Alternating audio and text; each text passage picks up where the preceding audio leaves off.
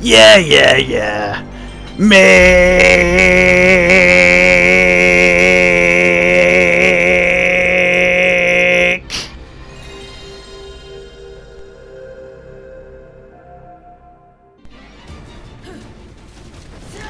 Probably the first boss that anyone will have any significant trouble with. The first two bosses are pretty trivial, but this boss requires either impeccable timing, which no one is going to have because you need to learn the moves, or decent paralysis resistance. And to be perfectly honest with you, it's just like I didn't know where to find the paralysis gear. Turns out it was in my bags all along, but yeah, I had to actually look that up. Wouldn't have known otherwise. I knew it was resistance to something I needed, but obviously there's no way of knowing what these symbols are, and try and Google these symbols, you can't. So you just have to look up the boss and find out, you know, what resistances you're actually after. And you find out it's this archer garb that's just like lying around in the area. You can try and use that stuff that like cures it, but it's just not the one. And basically this boss runs off audio cues.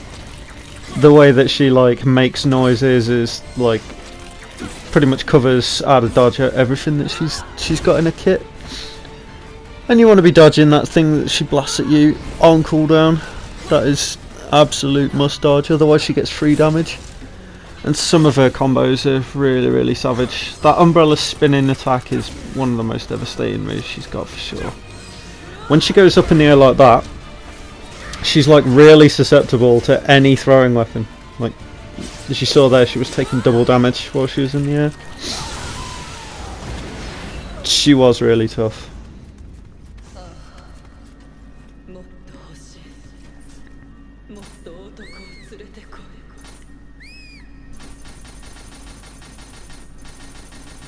I really felt like I'd earned a victory dance after beating her. I was really having a good time.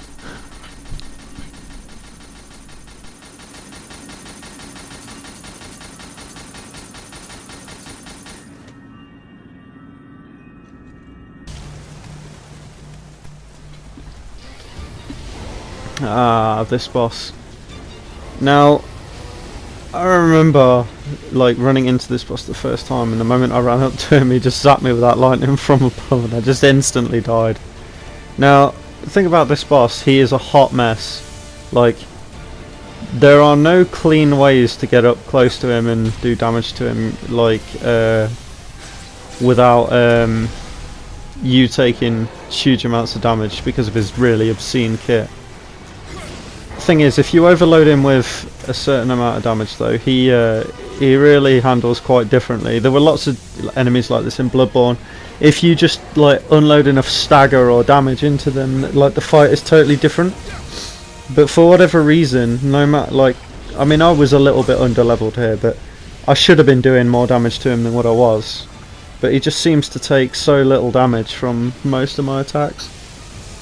Now the thing is, I can't really be bothered to just like go around and farm the level until I've got levels up to kill things. I'll just like generally find weaknesses, exploit them, and just try and play it as meta as possible. But the biggest problem here was sometimes he would just do that lightning attack down from the sky, and it's just so much damage. It's all like, even if you've got like your two like anti-lightning trinkets equipped, then it's not enough resistance to protect you from that attack. So you've got to find a way so that you can safely avoid that attack, right? And I was looking for all sorts of places like where like I might be sheltered from it, and then I realised right at this gate here, lightning can't hit you there. So now, if he does the attack where he like fires the lightning from above, basically what's going to happen is I'm going to have totally free hits, because he's just going to stand there and take it because he thinks he's casting, and this is where I really make my damage up. Living weapon, because I'm not taking any extra damage, and I just blast through. It was a lucky break. I didn't like this particular run. I didn't even realise until he went under there that was going to be a safe space.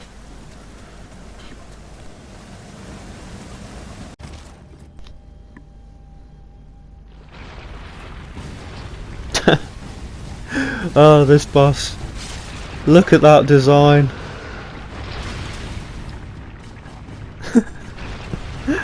That is the most Tyrone boss I've ever faced.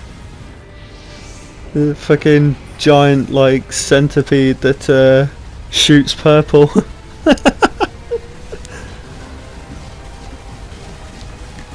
Now,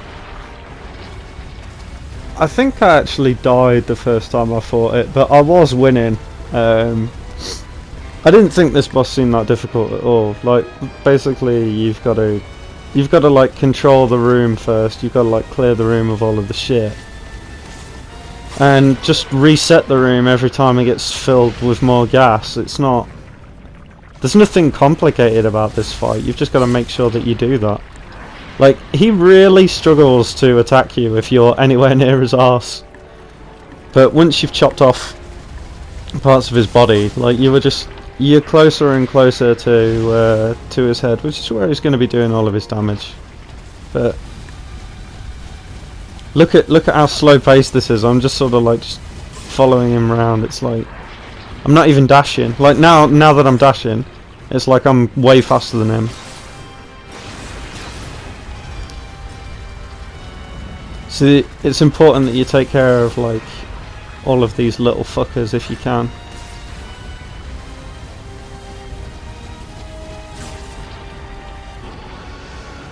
Because I can't remember, but I think they like stop pumping out more gas. Yeah, if you just smash through them,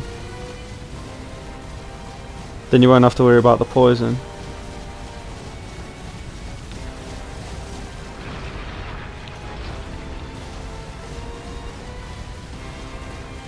Yeah, important to hotkey things like your poison and that, but obviously that's going into a fight like this. If you know that there's going to be a status ailment that's just going to be blasted around, you want to be equipping your trinkets of resisting poison.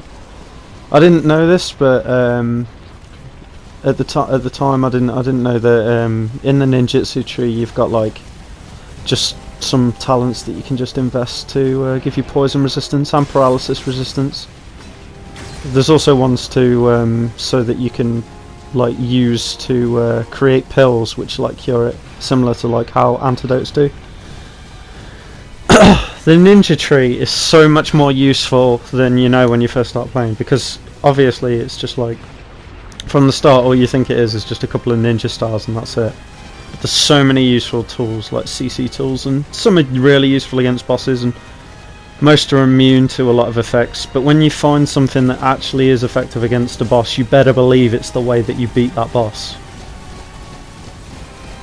Like some of these bosses are really like you just fucking face roll them out with anything, and then others are like it's mandatory that you play the game a certain way.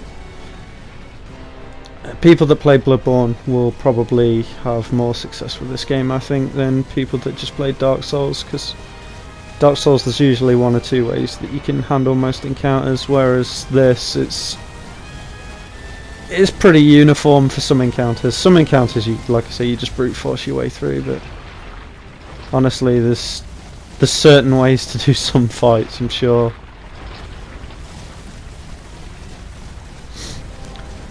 See about what I was saying about the slow pace. You're just fighting this thing while it's trying to navigate the map. It wasn't made for this map. It really can't handle how much movement it has to do. All the time it's giving me, like, you know, enough time to think.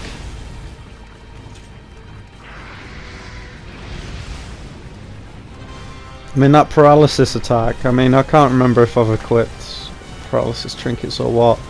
That only built me up by like half, whereas that first bitch that you fight, like, it uses paralysis. She's just like hitting you with one attack and you're like nearly full, even with full paralysis gear on.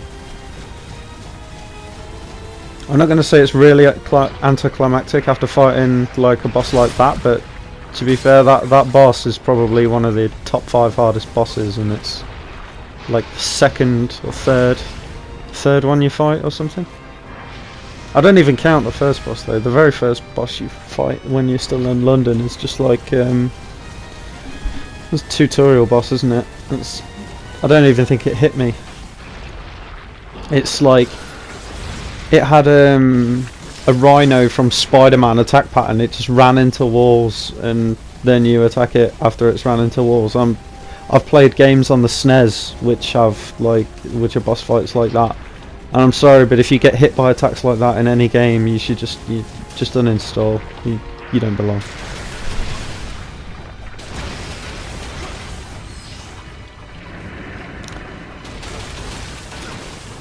Really took me a long time to get some stamina up there.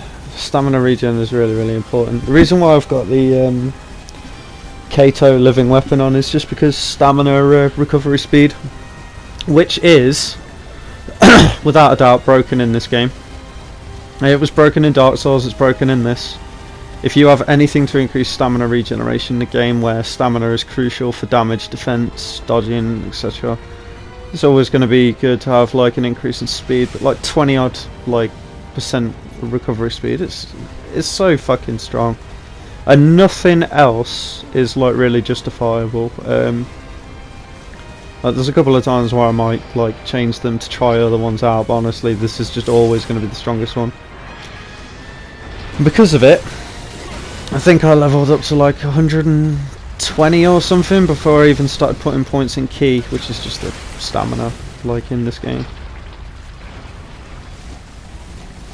It's really fucking stupid as well, because you can just like, I'm not going to say cheese the game by playing it like that, but it just means that you never need to invest in stamina. But it also means that when you finally do start investing in stamina, you could just attack forever, get so much damage out, which isn't so important when you're using fast attack weapons, but when you're using like the heavy weapons for their like real high damage combos, they can be really stamina intensive.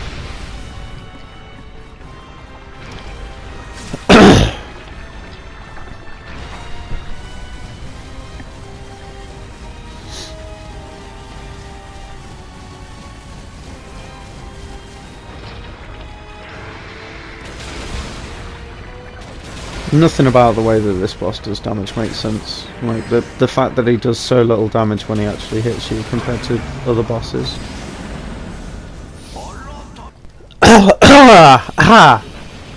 Oh, throat's getting a bit sore from all the talking. Had to go get myself a cup of tea.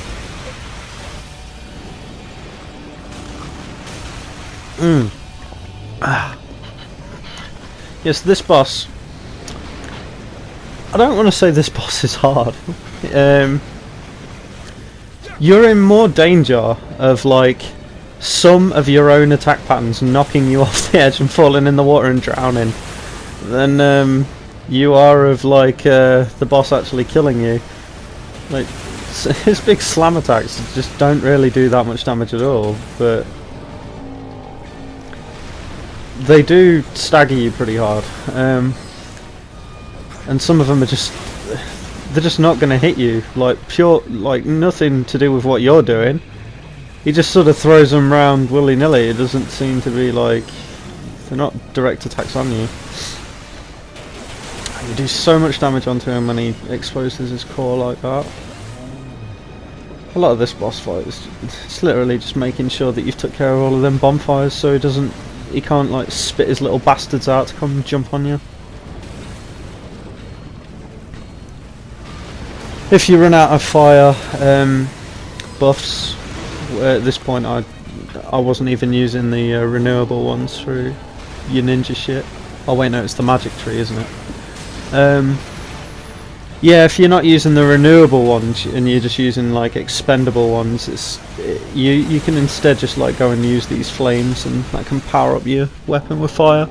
But it does mean that it'll be able to spawn the little shits, and they'll be like attacking you while you're fighting. This phase 2 was weird. Like, I think it took me maybe 3 attempts or something when I finally got to it. But it's not like, it's not devastating. It's just like AoE. If you're near him, you take damage. If you're not near him, he's not that bad. So what you do is you power up your shit. And you just try and blast him as quickly as possible, because he's not really got that much health and he takes loads from fire damage. I was trying to like outrange him at this point. See, the thing is, early in the game, I wasn't relying much on living weapon because it's not it's not something you get to practice with often enough to remember to use it. But like by the time you've completed the game, you just use it on cooldown. If I'd have just living weapon the moment his phase 2 started, then I could have blasted through him.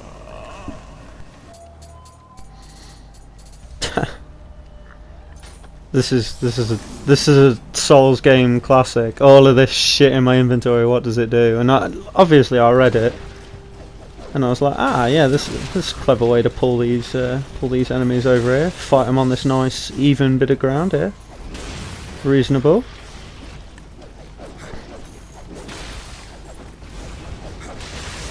No surprises if you pull all the enemies to you. You see, that's what I was thinking.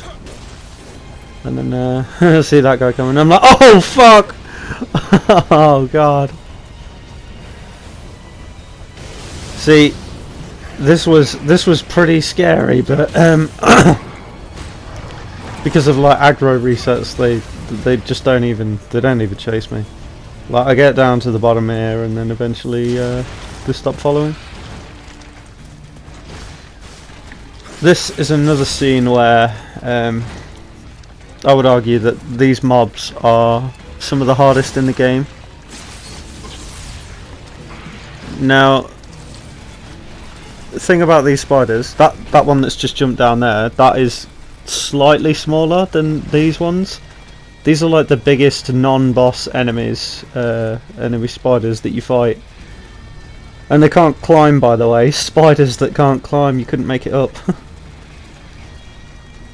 Yeah, it's got no way of handling you, which does mean, by the way, you can choose them, which I absolutely recommend where possible. Their attack pattern is fucking ridiculous. Like their attack speed is ridiculous.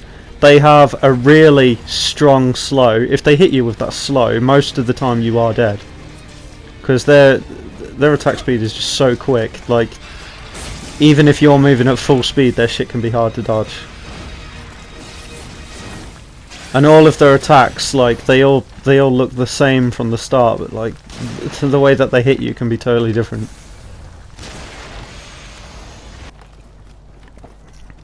Change position is my advice, but as I say, cheese where possible. But if you want to go for absolute completion, and one of the trophies is actually linked to this, you will realise that you need to fight all of them, and some of them are in areas where you don't have an option to just climb up and shoot them. And that is what this clip is about. I was actually despairing a little bit here, because I've got enough, like you see bottom right, I've got enough souls to like level up. And then I'm looking at like that, and I know what it means, but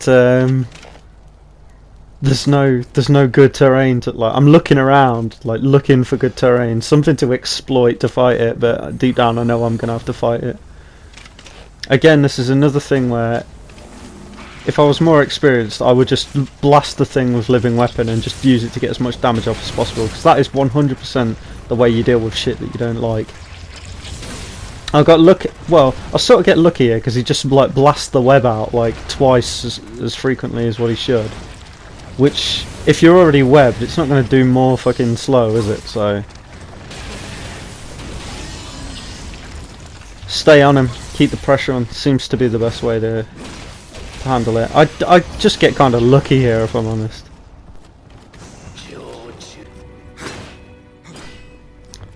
Cheeky little Kadama there that I wanted to I was actually looking for a way to get him, and instead what happens, I run up here and then I walk into the boss room because I'm like, maybe there's a drop down in this room here.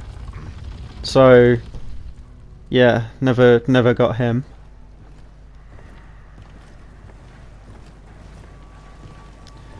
This so after dealing with all of them big spiders, which I'll be honest, fucking nightmare of a level, and then you've got to deal with like this boss, which is just so fucking easy. Like like those big spiders are so much harder to fight than she is. This total fucking rip-off Dark Souls boss. So the way I start a lot of my fights, I will just be like backstepping, just trying to test like attack swing ranges and stuff, which is why I'm just like moving around backwards a lot. See, the best way to learn how to fight any boss is like starting with movements that can like cost you the least. So without pressing dodge, how much of this kit can I avoid just by walking backwards? Because then I don't use any stamina, but I'm also ready to counter-attack right away. See, if you've seen in that moment there where I threw that bomb, even though like ordinarily I'd just be like mashing my square button to just like try and get some damage off, I'm just taking note of how much time I've got. We got to this point though, and I realised that she's just not devastating, and she hasn't phase changed yet, and I realised that with one burst of living weapon I could probably just own her. The thing was, I wasn't sure at this point, just before I popped living weapon, if these webs on the floor were staying permanent and they were going to like cause some kind of like major slowing effect like for the towards the end. So I thought if I don't handle it sooner rather than later, it's probably going to like come back and bite me.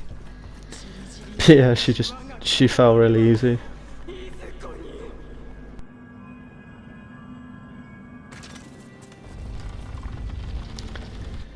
This is probably the second really tough encounter of the game, or the first half of the game. Now this chick, when I first fought her, I did not feel like she was really that scary at all.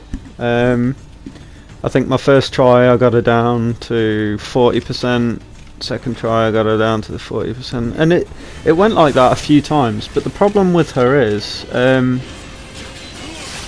you can exhaust your elixirs quite quick, because she does do a lot of damage, but she gives you a lot of time to recover, so you'll probably end up just taking loads of damage, but you'll still manage to do enough to fight her. And what I came to realise in time, she actually just has really strong AoE, but it's quite a long, like that recovery time that she takes at the cost of that real powerful AoE is where you manage to get your attacks in, but you can't be in that range all the time.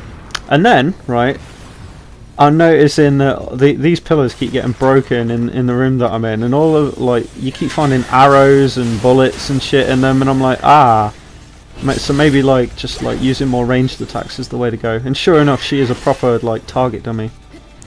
At this point I feel like I'm throwing. But yeah, ranged attacks good, keeping fire up on her to keep her burning just is a good way to go. She really punishes you if you just stay in melee range, that's the truth. But you've got to be fast to dodge, because she keeps doing that grab where she stabs forward. A few mobs in the game do that. That audio cue there is what you should be listening for. Like I said, I was throwing at this point. It was going really good up until here, and then she's been on like 5% health for nearly a minute. Knowing which attacks you can block, which to dodge. This phase is a bit ruthless. The problem was I wasn't giving her respect, and I was using the gun instead of the bow there. I think this is the last encounter for this this video. This is not actually, I mean, this is a boss fight for a side mission, and I rated a lot of the side missions as harder than the proper story levels. And the reason is because most of the time it just expects you to fight a whole concoction of some other horrible fucking mobs. Now a lot of people struggle fighting these slow bitches, because once you get slowed it's just hard to fight in this game. But it's actually these little fuckers that are the problem here. Now they have some of their attacks are really fast, and they will just attack you like 10 times in a row or something. Now if two of those little heads hit you at the same time, they combo you like you're in Tekken or something. Like you just relentlessly get stun locked for split second after split second, and it adds up to a 10-second stun, which while some like big enemy is wailing on you is too long. So you've got to find a way. You've got to like separate yourself, give yourself some distance, so that you can make sure that all of them are taken care of before you're really killing her. It just involves loads of kiting around. She is really heavily countered by line of sight, though. That is something. If you keep like hiding around the door, she keeps like running all the way back into melee range, and you get to have loads of free hits on her. And she is quite easily staggerable. That about does it for this video, I think.